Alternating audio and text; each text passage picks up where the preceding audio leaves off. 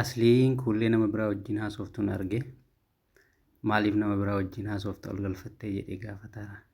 Isiinis dhiifamatti hin deebi'u jettiin ilaale. Akka dhiifama kanaatti hin deebi'u lubbuu akkam. Baay'ee negaa. Inni nama gaana jeetaan si bira amaa kokkolfita. Yoo rabbi jeema deeqa muraasaa feenaaf dhamuudhaaf. Sa'aatii 12 jedhamu daqiiqaa 5 dhaafe daqiiqaa 4 hafe. Warri qabu gaama xiqqisha booda beekte alhamdulillah jaa warri hin qabne maatii miti higa baal. Sooma baranaati mee maal niyyatte rabbiin biraa maal eeggatta jedhanii wal gaafatu jiran. Maal yoo jedhe irra bareedame waliin haa ilaallu maal deebiin akkamii akka walii deebisan. Wallah asli xiyya barana rabbi irraa uummata akka fudhachuu deema. Ati maal qajeeltamee rabbi irraa zamana kana soomana kana keessatti kan kanan soomne. Duniyaa moo akira?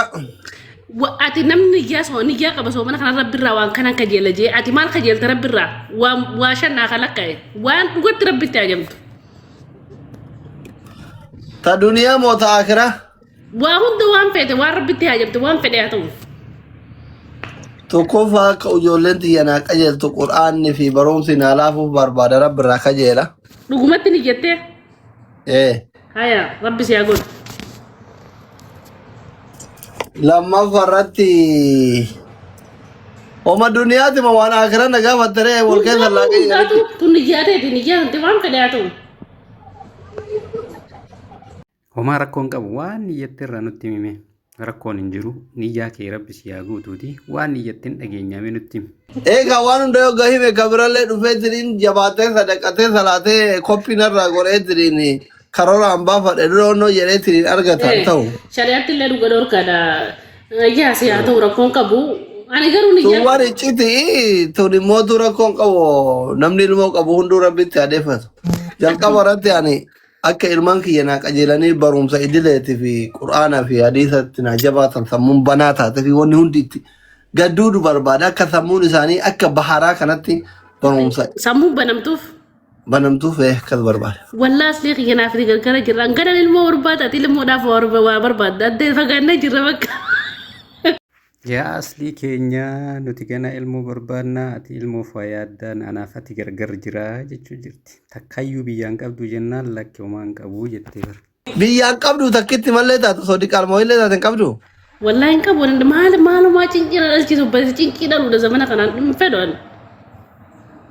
Ilmoo jechuun badhaasa rabbiin namaa kennu rabbiin abbaa fedheef kenna malee nama hundaaf hin kennu. Amantaa. Laayin beektaa dhiisi gaa. Wallahi baadiyyaa meeqa? Aboo gachalli si himiti xixiqqoo. Takkaa badhaasa san argatteen beektu kullee dhugaa dubbadhu mee. Nan qaanyeessini. Laayin. Torba baatiin ittiin deemu. Kaayiroo dhufuuf deemaa du'aayii naa godhi jettii barkuulleen. Kaayiroo dhufuuf deemaa du'aayii naa godhi wallahi asliyyee. Nageenya kiyyaaf gaarii miti. Nageenya kiyyaaf gaarii miti dhufin kaayiroo. Wallahi dhufuuf hin deemaa gizeen dhufe almaa fi rabbii tokkicha qofaa beeka gaallaa waalam wallahi. Dura si naqee balaa beekte guyyisan. Haga an biyya kanaa bahee waraqaa minaamin argadhutti dhufin lubbuun kaayee. Wallahi asli deemisa kan kee as gubbaan kaa jedhee liqimseen deemisa kee nama dhiyaate gan dhufeesi salaamutti hin deemtu.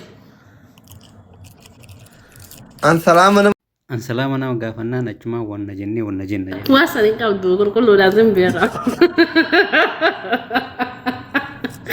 Warri qabu ni jira kaayiroo keessa akkas si beekutti hin beeka. Wallah siira eenyumatu oduu akkatti sii fidaa si'achi. Wallah asliillee nama qulqulluu siin jaansaa fi osoo ati qulqulluu ta'uu baatte rabbiin ukkana jaalannamaa siin kennu rabbiin waan kee keessa dalagaateetiin ol si baasa hawaasa duranni beekta. Osoo ati nama baalagee taate rabbiin ajaa'ibsi diba wallahi.